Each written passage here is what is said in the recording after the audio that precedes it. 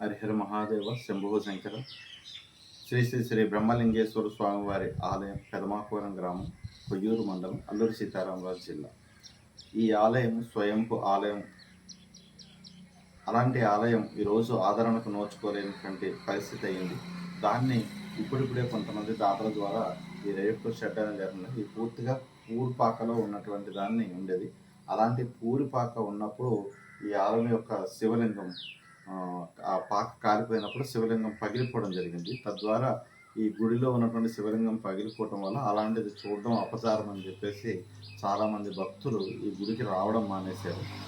మహాశివరాత్రి నాడు వేలాది మంది వచ్చే ఈ ఆలయం ఈరోజు ఆ శివలింగం పగిలిపోయిండటం వల్ల ఎవరు రాకుంటున్నటువంటి పరిస్థితి అవుతుంది.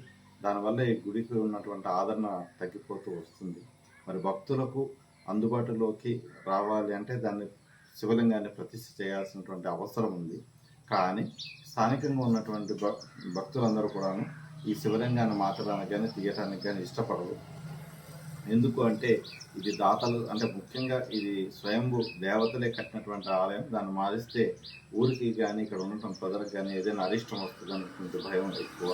మరి ఇలాంటి ఆలయానికి దాన ధర్మ చారిటబుల్ ట్రస్ట్ వారు ఈ ఆలయానికి పక్కన విశాలమైనటువంటి స్థలం ఉంది కనుక ఆ స్థలం దగ్గర ఓ చిన్నపాటి షెడ్ వేసి దాంట్లో శివలింగాన్ని నందిని ప్రతిష్ఠ చేసి మళ్ళీ ఈ ఆలయానికి పూర్వ వైభవం తెచ్చేలాగా తగిన కృషి చేసేందుకు సహకరిస్తారని చెప్పేసి దాన ధర్మ చారిటబుల్ ట్రస్ట్ వరకు హృదయపూర్వకంగా కోరు వేడుకుంటున్నాను.